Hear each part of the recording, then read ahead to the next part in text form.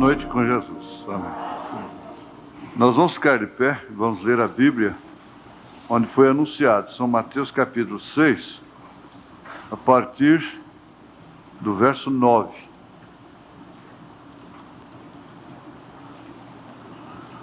Jesus censurando aqueles que oravam nas sinagogas, nas esquinas das ruas, orando para ser visto, para serem vistos pelos homens. Nós sabemos que a oração é uma oportunidade que a pessoa tem, que se ela não tiver cuidado, ela vai desabafar alguma coisa na hora da oração. Vai pregar, quer falar alguma coisa, vai exortar a igreja. Mas a oração é oração. Foi chamado para orar, então é para orar. Se é para os pedidos de oração, então especificamente para os pedidos de oração. Então Jesus, censurando, disse que nós deveríamos entrar no nosso aposento, fechar a nossa porta, orar ao Pai em oculto. É um ensinamento do próprio Senhor Jesus Cristo. E esse Pai que oculto te ouve, secretamente te responde, te recompensará. E a partir do verso 9 ele disse: portanto vós orareis assim: Pai nosso que estás nos céus, santificado seja o teu nome. Venha o teu reino, seja feita a tua vontade, assim na terra como no céu. O pão nosso de cada dia nos dá hoje, e perdoa-nos as nossas dívidas, assim como nós perdoamos aos nossos devedores. E não nos induzas à tentação, mas livra-nos do mal, porque teu é o reino, e o poder e a glória para sempre. Amém. É isso que nós te pedimos nesta hora, ó Pai, vivificando assim esta palavra em nossos corações. Em nome de Jesus Cristo. Amém. Assentai-vos. De fato, nesta oração contém tudo que um cristão precisa, que nós precisamos aqui nessa dimensão. Agora eu quero destacar aqui uma palavra, uma frase, que é: seja feita a tua vontade. Santificado seja o teu nome, venha o teu reino, seja feita a tua vontade, assim na terra como no céu. Você pode... Nós temos condição de saber se a gente mesmo está com febre. A dor nem se fala, não é um sentimento que só você percebe. Tanto que uma dor de coluna, por exemplo, parece ser mais uma manha até. Já li na revista, essa revista Seleções, e eles falam isso e é verdade, porque você não vê nada na pessoa.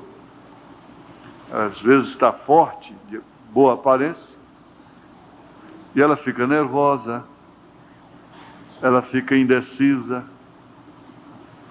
ela fica indisposta às vezes,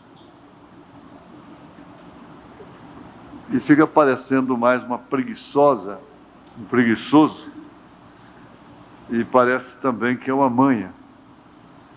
Mas ela sabe que está doendo. E são muitas coisas que a pessoa percebe. Lendo, a pessoa não consegue perceber o seu hálito. Então, ela não sabe perceber o seu hálito, às vezes. Somente através de terceiros. Mas eu quero enfatizar uma coisa que é muito necessário e seria a nossa salvação. discernir o Espírito que está nos usando, está trabalhando através de nós, especialmente quando nós estamos empreendendo demandas, contendas, pleiteando alguma coisa, querendo mudar, querendo casar, fazer negócios e tantas outras coisas. Que você, como um cristão, tem condição de perceber se você está com um bom espírito naquela coisa ou um espírito errado te apanhou. Vocês querem um exemplo? O irmão Branham disse: eu apanhei um espírito errado ouvindo um pregador no rádio. E aí? Ninguém tem o que falar para ele. E muitos de nós ficamos ouvindo aí, né? Não desliga o rádio, depois do programa, continua ouvindo essas músicas, essas coisas, ouve antes. Ele disse: eu apanhei um espírito errado ouvindo um pregador no rádio. Era um homem que podia realmente chegar onde chegou, porque ele próprio discernia quando estava sendo usado por um espírito errado, quando havia apanhado um espírito errado. Agora, esse é o maior mal que existe desde o princípio, desde o Éden.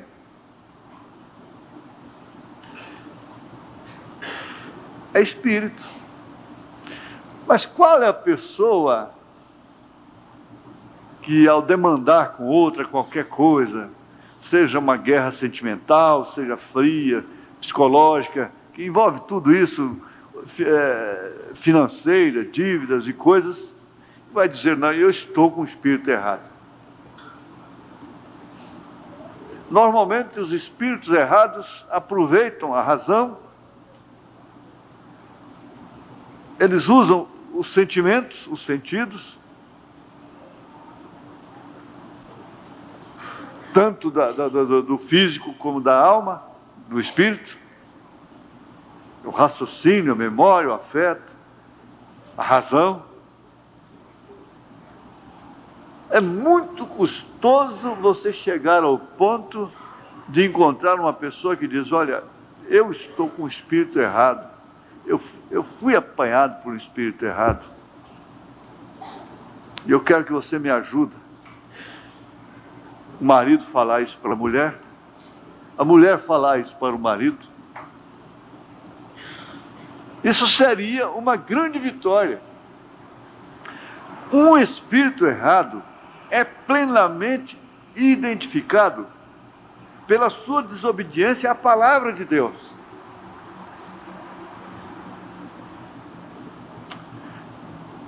É por isso que eu digo que, às vezes, quando a pessoa está cheia de razão, é quando ela está correndo mais risco. Em todas as causas, problemas que nós ajudamos a resolver, a discutir, eu vejo que aquelas que têm mais razão, elas estão correndo maior risco. Principalmente quando se trata de dinheiro, de dívida, de um prejuízo.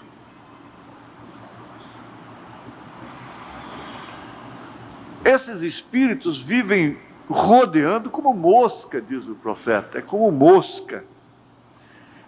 Vocês que andam no mato conhecem a mutuca, por exemplo. Aqui a mutuca fica e você bana a mão e ela vai e volta. Tim, tim. É igual o maledicente, o pastor Elias falou domingo de manhã, que ele põe um gato dentro da pessoa, né? Um gato vivo, o maledicente. O maledicente, por exemplo, ele não discerne que ele tem um espírito errado com ele, que é de falar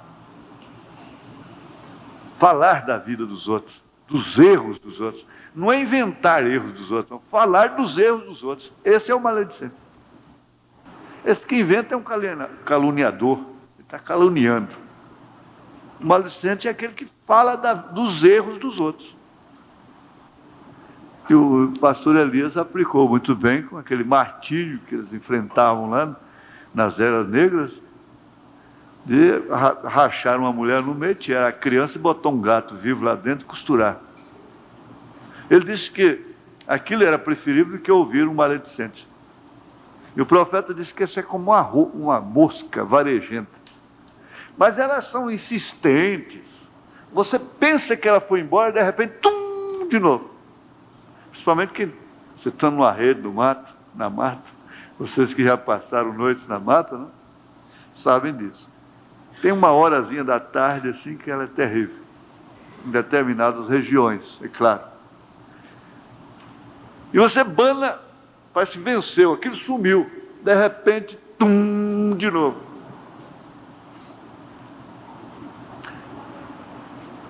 Se identificar um espírito errado, a bússola é essa. Nota que aquele espírito te leva sempre a contrariar a vontade de Deus. São os espíritos errados que nos levam, muitas vezes, a fazer coisas, forçar a Deus sob uma vontade permissiva. O irmão Brana falou das duas vontades de Deus, a vontade permissiva e a vontade perfeita. Lá no Velho Testamento, alguns deles fizeram, mas pela vontade permissiva de Deus. Foram, mas pela vontade permissiva de Deus.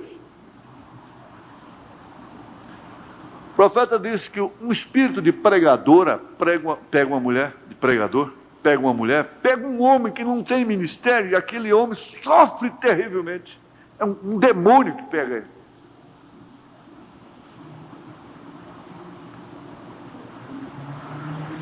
Há tantos espíritos neste mundo.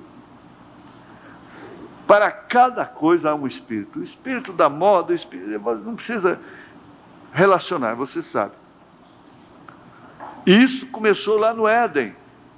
Caim não pôde discernir realmente de que espírito ele era.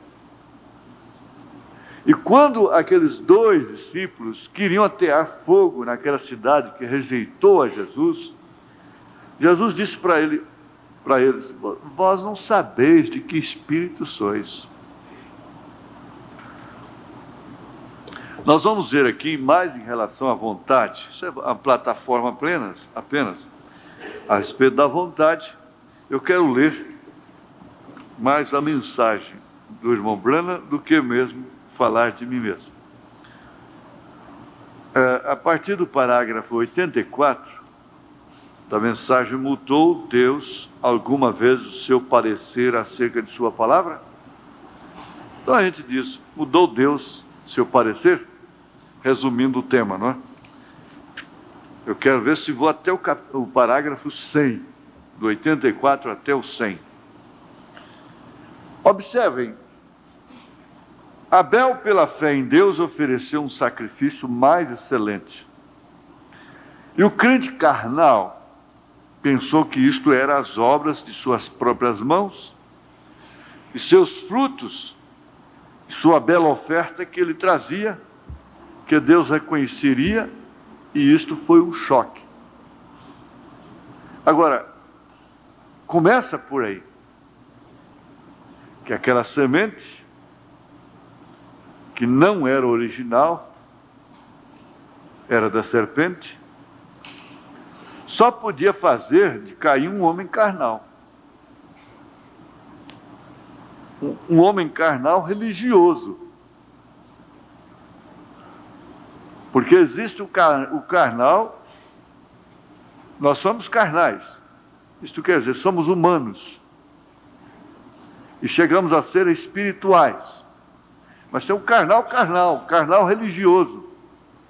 Paulo disse para a igreja de Corinto, lá numa certa época, ele disse: ainda não posso falar convosco como a espirituais, mas sim como a carnais. Por quê? Ainda há contendas entre vós. Isto quer dizer, ainda entre vós, vocês se deixam levar por espíritos errados, contrário à vontade de Deus. De repente você se encontra metido em coisas baixas, em baixarias, em relação a irmãs, em relação a irmãos e coisas assim. Na semente da divergência, o profeta fala isso. Ele chegou a dizer assim: eu viajo, quando eu volto, eu vejo que o diabo entrou entre vós e jogou vocês uns contra os outros. Ele chegou a dizer isso. Nós encontramos que Abraão e Ló tiveram que se chocar. Por quê? Eles estavam num espírito diferente. É duro. Eu sei que é difícil, às vezes aquela irmã, ela discerne. Ela está vivendo, dormindo, comendo com um homem que o seu espírito não combina. E vice-versa. Eles não combinam em espírito. Ananias e Safira eram um casal homogêneo. Eles tinham o mesmo espírito para mentir. Tem casal que combina direitinho. Mente no olhar. Combinam em tudo. Mas há outros não, que se chocam. Eles vivem em choque de espírito. E assim, se pode acontecer até com casais, quanto mais com irmãos, com pessoas de relacionamento mais restrito, né? É claro. Nós encontramos que Abraão e Ló tiveram que se chocar. Encontramos que Moisés e Datã, Coré, tiveram o mesmo choque. Mas o que fazia aquele choque? Era a diferença de espírito. Porque quando se está no mesmo espírito, não tem como. As aves da mesma plumagem voam juntas.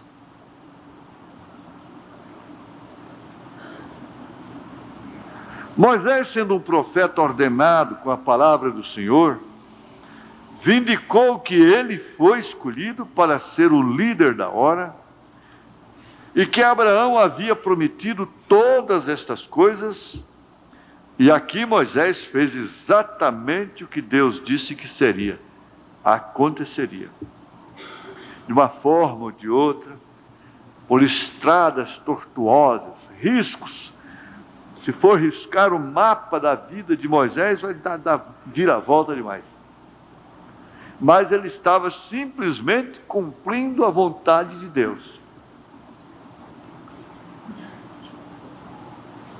Se for traçar a minha vida, a sua vida, riscar no papel, você vai ver coisas que você não vai entender.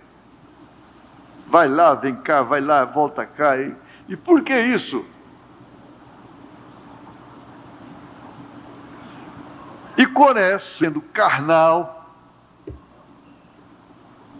de um espírito contrário, queria levantar uma organização no meio deles. Era o espírito denominacional lá dentro. Ele queria fazer um grupo de homens. E Deus não trata com pessoas assim. Isto mostra bem lá naquela escritura um tipo da jornada hoje, que a organização não é o que Deus ordena. Ela não tem o Espírito de Deus. Como sistema, não. As pessoas que estão lá dentro podem ter o Espírito de Deus. Mas se elas têm o Espírito ordenado, certo de Deus, ao ouvirem o alarido, elas saem. Elas escutam, elas entendem, saem chorando, saem contrariadas, sem querer, mas saem. Não é por causa de problemas lá, elas saem pela chamada, do toque. Pois logo que Coré fez isto, ele disse a Moisés: você coloca muito sobre si mesmo.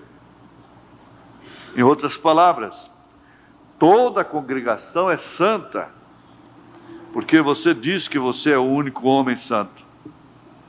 Você não tem nenhum direito de fazer tal coisa como esta. Você tenta fazer de você mesmo alguém grande.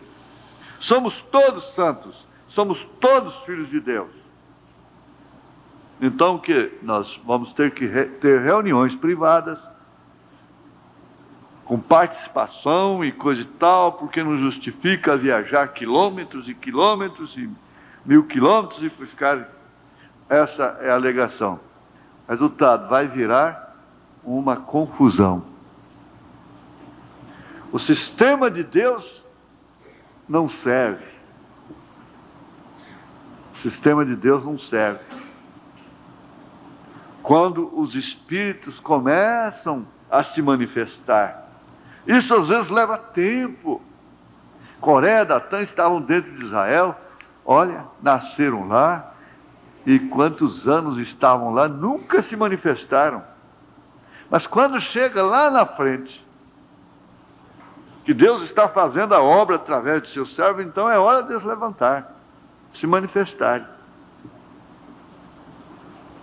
Eles não vê o que Deus tem feito durante o tempo, todo o tempo até ali, durante todo aquele curso. Eles se esquecem. E Moisés simplesmente virou sua cabeça e se afastou. Ele disse: Senhor, o que farei? Deus disse: separa-te dele. Já tive o suficiente disto. E o que fez? O engoliu na terra. A terra abriu e engoliu. Engole. A terra tem engolido muitos, eles estão por aí, mas a terra os engoliu. Bem, lá houve um choque. Quando o carnal e o espiritual se encontraram, ou se encontram, sempre há um choque, porque há uma diferença de espírito. O profeta diz: eu converso com a pessoa, dentro de 5 minutos eu sei a qualidade de espírito que ela tem. João disse: examinai, testai os espíritos. Quando Judas e Jesus se encontraram, ali houve um choque. O filho de Deus, o outro, o filho de Satanás. Exatamente como Caim e Abel. Ali houve um choque quando eles se encontraram. Um deles era o tesoureiro da igreja e o outro era um pastor. Agora, chegamos neste dia a mesma coisa. A denominação carnal para a noiva espiritual de Cristo. A noiva espiritual de Cristo é tão diferente das organizações carnais, até que não tem nenhuma comparação para elas de modo nenhum. Aí foi que o Espírito nos advertiu aqui segunda-feira à noite.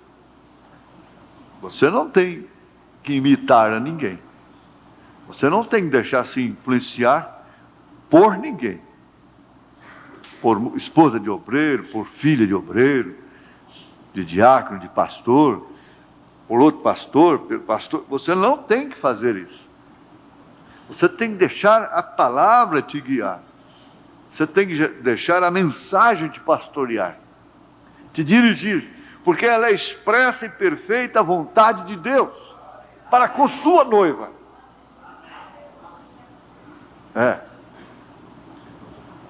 Você traça a sua conduta própria, seu estilo próprio de viver, de vestir, conforme o Espírito mostra na palavra para você. Agora observem, o natural sempre tenta tipificar o espiritual, porque esse é que é o perigo também, porque é o mal da era de Laodiceia, é o engano. Se possível, enganaria até os escolhidos. Mas como Jacó e Esaú, isto não dará certo. Não dará. Agora, quando isto vem fazer boas obras, eu creio que Esaú realmente era um homem melhor do que Jacó, aos olhos do homem. Esaú era um homem melhor do que Jacó, entre os homens, entre as pessoas, entre a sociedade. Ele tentou cuidar do seu pai, era cego, um profeta, e todas estas coisas que ele tentou fazer. Mas mesmo assim, Esaú não pensava que aquilo era simplesmente um trabalho carnal. Era um serviço carnal. Até mesmo cuidar dos órfãos, das viúvas, é religião. Então eu disse, nós não temos uma religião, nós temos um Deus. A noiva não tem propriamente uma religião, ela tem um Deus a quem ela serve, a quem ela obedece, com quem ela vai se casar. Afinal de contas, uma noiva que não está totalmente dominada em todos os seus sentimentos pelo seu casamento, tem alguma coisa errada com ela. Tem alguma coisa errada naquele amor. Sem dúvida alguma vai ter alguma coisa errada naquele casamento. Ele pensava que ele podia entrar por aquilo que ele fez, fazer algo bom para alguém que estava certo. Mas a questão é de espírito. Mas Jacó, toda a sua alma era para conseguir aquela primogenitura. E foi isso que Deus reconheceu nele espiritualmente. Então você se identifica. Você se identifica dentro da palavra como tal. Você vive em função da sua primogenitura. Tudo que você faz, se tem umas jacosadas na sua vida, é em função de proteger a sua posição em Cristo. Observem, e isto sempre fez com que o natural odiasse o espiritual, desde o Éden. Isto fez com que Caim odiasse Abel. Isto fez com que Coré odiasse a Moisés. Isto fez com que Judas odiasse Jesus. E sempre isto segue em frente. E isso faz com que o natural odeie o espiritual. O espiritual é enjoado. O espiritual é antipático. Não é porque é falador.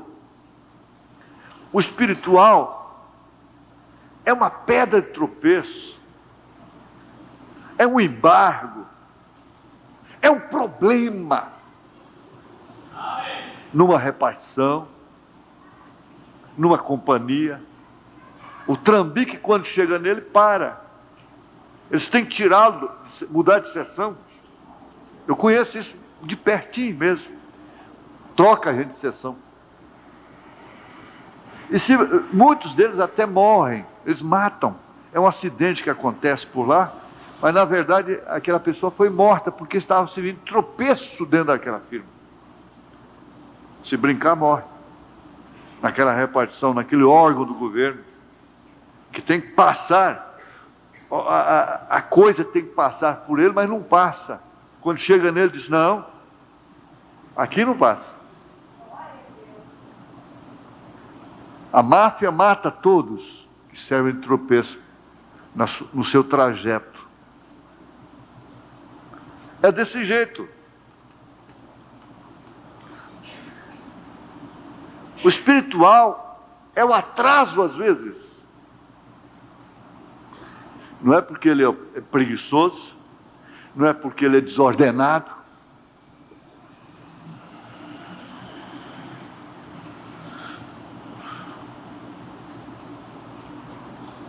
Como Caim no princípio odiava Abel, aquele que Deus havia recebido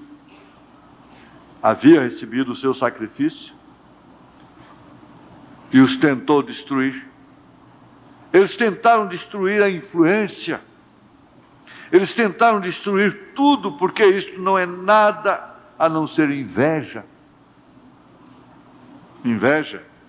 Isto começou em Caim e provou que era ciúme. E isto continua a mesma coisa hoje, quando o natural, o carnal e o espiritual se encontram. Vedamente. Não deixa aquela mulher ter sabedoria. Certas coisas, ela pula na frente por falta de sabedoria. Ela não pode entender, às vezes, que é Deus dando uma voltinha por lá. Mas ela não pode aceitar aquela volta. Tem que ser direto. Aquele homem não pode aceitar uma volta que Deus dá no seu mapa. Lhe falta sabedoria.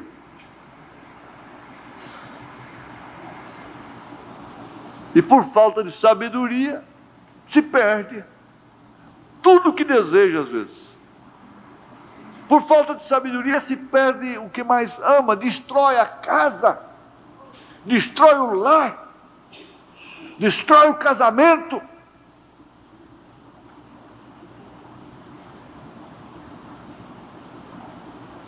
A Bíblia não fala bobagem, não. A Bíblia diz: a mulher sábia edifica a casa, a tola derruba com sua própria mão. Tudo que ela vê, ela fala. Ela grita. Ela não pode ver Deus dando uma volta. A coisa não é. Ela acha que não pode ser beneficiada sendo por lá, tem que ser por cá. Aquele homem não tem entendimento. Isso que aconteceu lá com Abraão. Abraão ficou descansado. Agora, Abraão tinha que ser Abraão. Quando você vê a pessoa, você diz: mas essa pessoa só podia chamar Joaquim mesmo. Não tinha outro nome para ele. Não, ela só tinha que chamar, era Maria mesmo. A Henriqueta era o nome dela, não podia ser outro. E assim por diante. Abraão só tinha que chamar Abraão mesmo.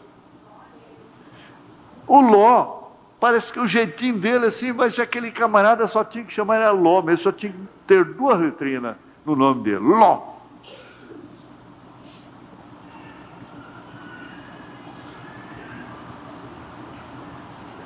Isto começou em Caim e provou que era ciúme.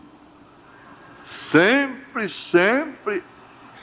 Olha, é uma coisa fácil de se provar, de você se auto-julgar. Há um ciúme que ele é sintoma natural do Espírito que está nos usando. O Espírito Santo tem ciúme da igreja. Tudo bem.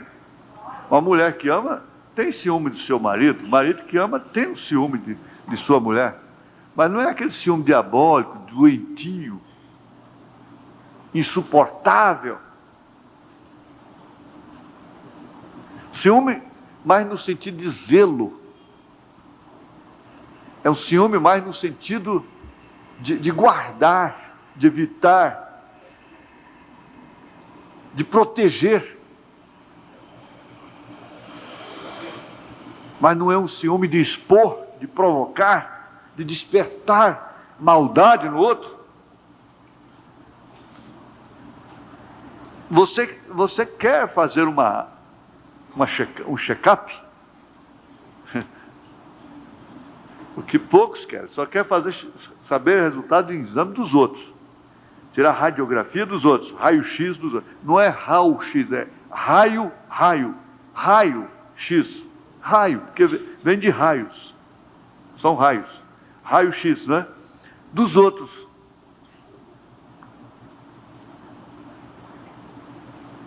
Não tem coragem de tirar o seu próprio, porque está com medo de ter um tumor? O que é? O importante é o nosso próprio.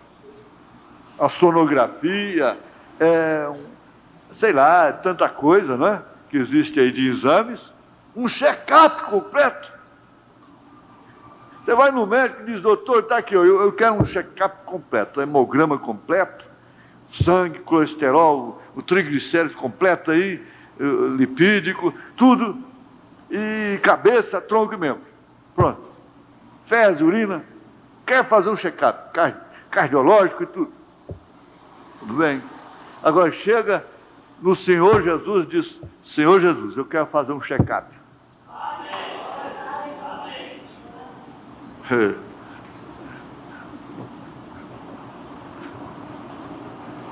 Ele fala assim, então deita aí, abre essa Bíblia aí e debruça no seu tórax.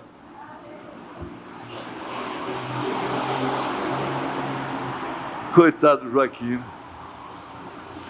Isto prova que é Satanás quando você está contendendo, externando ciúmes.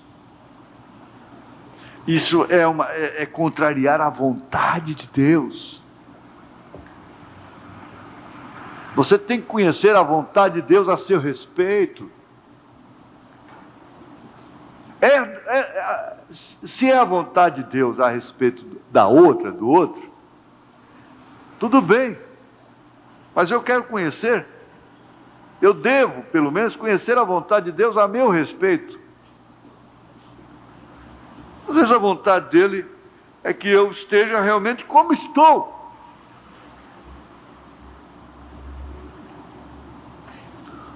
Isto prova que é Satanás de nenhum outro modo, porque o ciúme vem de Satanás.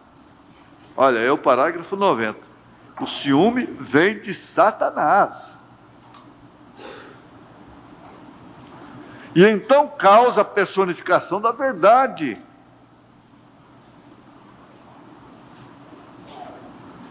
E normalmente quase todas as pessoas que têm muito ciúme, aquilo está nelas. Vai ver, elas estão, é como diz, por si está julgando o outro. E então causa a personificação da verdade. Alguém que tenta personificar algo que não é, eles não estão ordenados a fazê-lo, porque isso não é a vontade de Deus para com ele. Quantas dessas coisas temos visto nesses últimos dias? Oh, que coisa! Quanto disto! Tanta imitação. Se um levanta com um negócio ali que está dando certo, nossa, aí todo mundo quer fazer a mesma coisa. Brasileiro, então, é doutor nisso. Viu que o outro prosperou alguma coisa, vai tudo no mesmo caminho, né? Puf, quebra a cara. Então vemos que Deus faz não para mudar seu parecer a respeito da sua palavra original, mas quem ele chama são estes que ele ordena. Nosso tempo já se foi.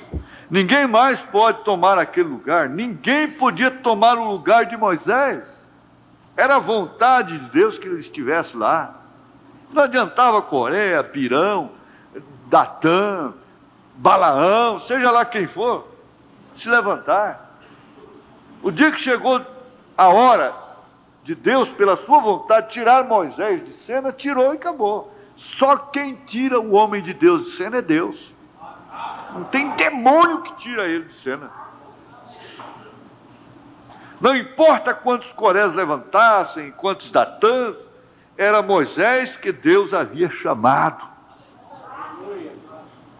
Deus tinha uma vontade especial a seu respeito. Não importava. Se o povo não deseja andar na sua vontade perfeita, ele tem uma vontade permissível e deixará com que você ande nela, ou ande nela. Observem, ele permite isto, tudo bem, mas ele fará com que, ele fará com isto trabalhe para a sua glória e sua vontade perfeita. Está escrito assim. Mas ele fará com isto trabalho para a sua glória em vontade perfeita. Ele fará, naturalmente, ele fará com que isso trabalhe para a sua glória em sua vontade perfeita. exatamente como no princípio. Não era a vontade perfeita de Deus para os filhos nascerem na terra através do sexo. Não. Não, senhor. Deus criou o homem do pó da terra, soprou o sopro da vida nele, e ele se tornou uma alma vivente. Ele tirou daquele homem uma disjuntora e fez uma esposa para ele. Aquela ali não tinha outra na terra. Quem fez foi Deus mesmo. Se ela fosse feia, bonita, e caprichosa de cá, e manhosa de lá, e seja o que for, essa não tinha jeito. Aquela sim foi Deus que deu. Esta foi a primeira e original vontade de Deus.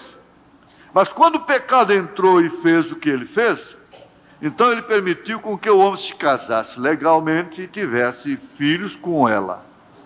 Multiplicai-vos, enchi a terra, então, se esta é a maneira que você vai fazer isso. Mas vê você, esta nunca foi a vontade perfeita de Deus. Agora, não é a vontade permissiva de Deus que uma irmã corte seu cabelo. Não é vontade permissiva. Não vai confundir uma coisa com outra. Isso é espírito errado. O profeta disse, é um espírito de adultério. Ela vai ser julgada por adultério, se ela não se arrepender. Seja ela virgem, limpa, pura como for. Porque ela desonrou alguém. Ela desonrou a sua cabeça. Isso não é vontade perfeita. O adultério não é vontade permissiva. Essas coisas não são vontade permissiva de Deus. Multiplicai-vos, enchi a terra, se esta é a maneira que você vai fazer. Mas esta nunca foi a sua vontade perfeita. A permissiva veio por permissão de Deus, justamente para que Deus manifestasse os seus atributos de Salvador, de curador, etc. Portanto, todas estas coisas que tiveram um princípio têm que ter um fim. Você tem um problema que parece estar crônico, mas ele teve começo. Eu tenho, você tem, ele vai ter fim. Eu estava meditando nisso hoje. Isso vai ter fim. Vai sim. Vai ter um fim. Começou. Então vai ter um fim. Essa dor vai ter um fim. Ela começou um dia. Todo pecado tem que chegar a um extermínio. Todo pecado tem que acabar. Portanto, no grande milênio, quando a ressurreição vier, nós não teremos que renascer outra vez através de nossos pais e mães. O que é sublime, não é? Mas como Deus fez no princípio, chamará o homem do pó da terra e a sua disjuntora com ele. Ali então vai levantar a mulher certa com ele. Ele vai chamar lá da sepultura.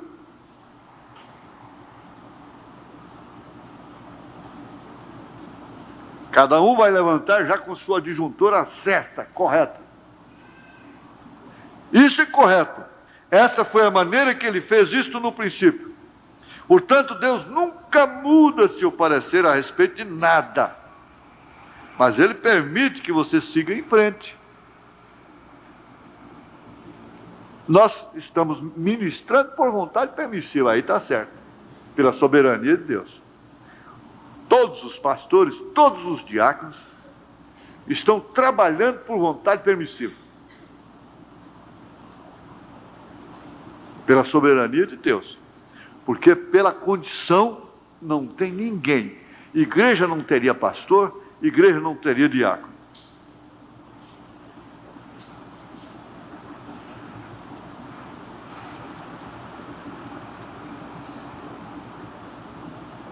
Por quê? Porque suas mulheres, seus filhos não deixam. Deus permitirá que você faça algo e até mesmo te abençoará fazendo isto, mas continua não sendo a sua vontade perfeita.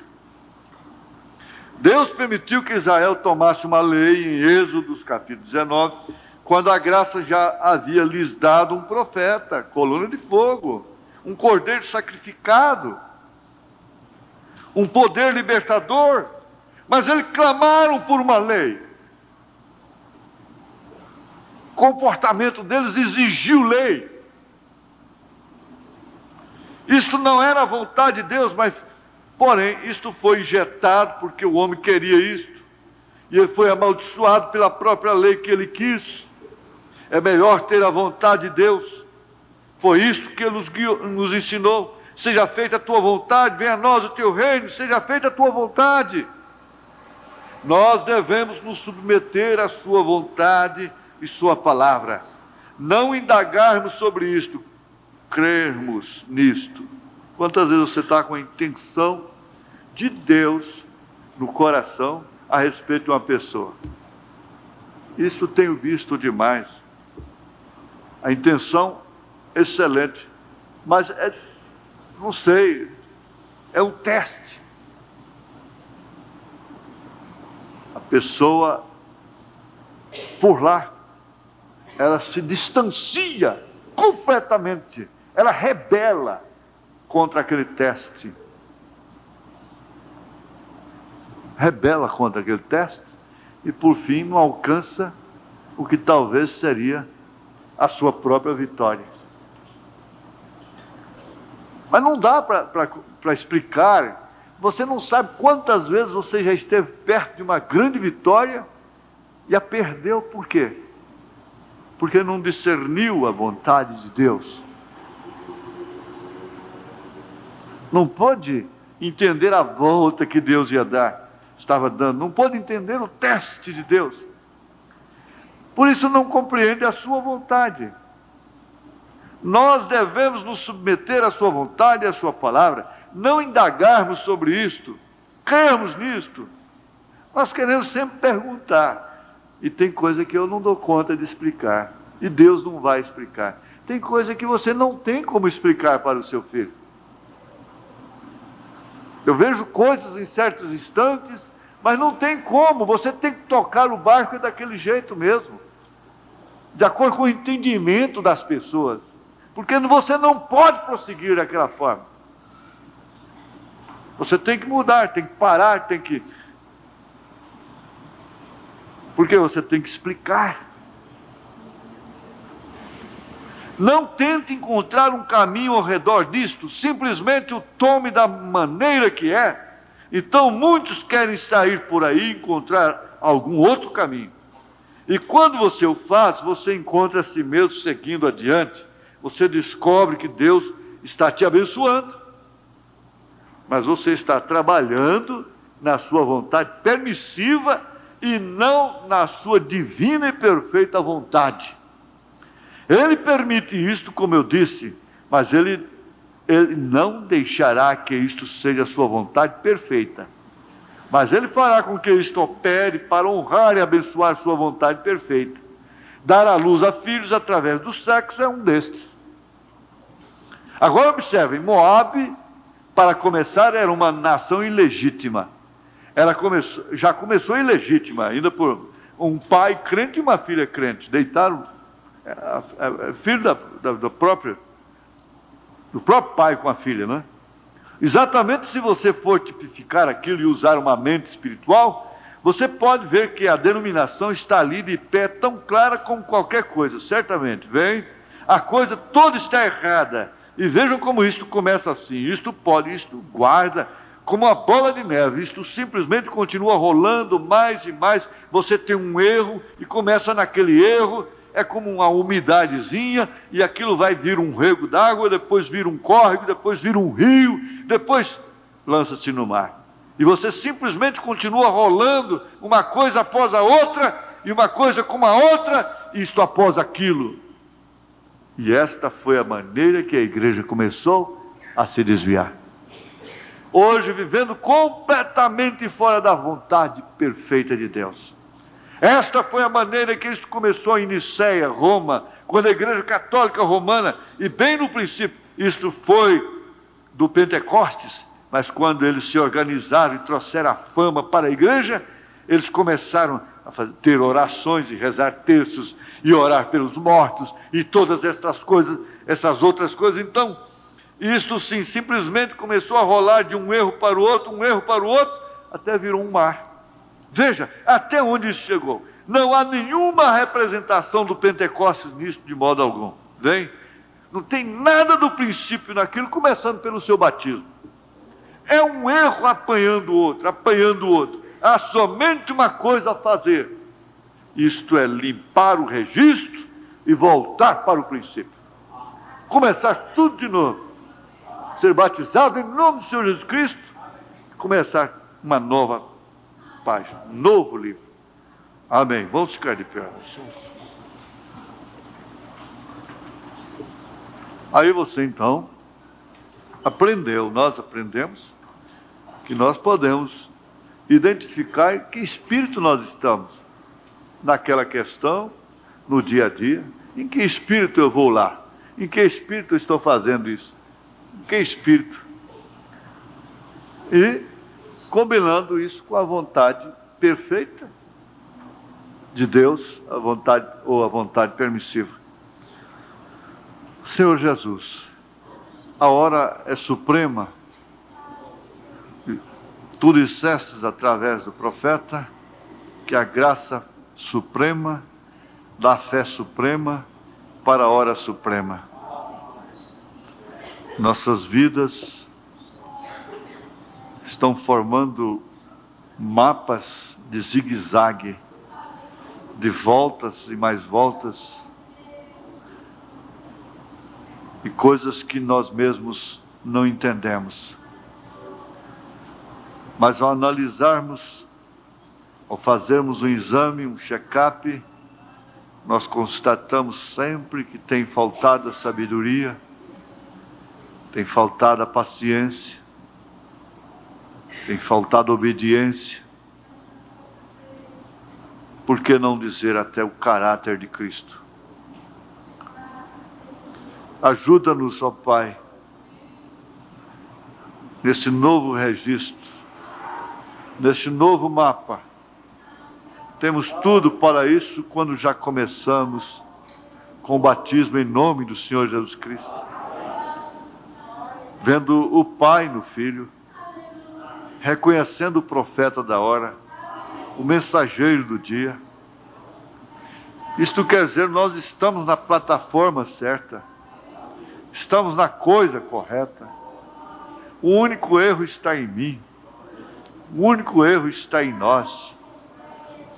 Não é aquela hora que nós caímos no espírito de autodegradação, então naquela hora nós vociferamos e blasfemamos contra nós mesmos. Não, é num outro espírito que nós devemos fazer isso. O Senhor tenha compaixão de nós. Isso trará cura, a grande cura, o grande alívio. Isso tirará dores dos sentimentos, mágoas da alma, feridas do coração. Em nome de Jesus Cristo, encoraja-nos, ó Pai, para olharmos para isto como isto é. Dá-nos força do alto. Ensina-nos a contar os nossos dias de tal maneira que nós possamos alcançar corações sábios, espíritos retos, os quais o Senhor não despreza, e torna a dar-nos a alegria da Tua salvação. Em nome de Jesus Cristo, nós te pedimos estas bênçãos. Amém, Senhor. Amém.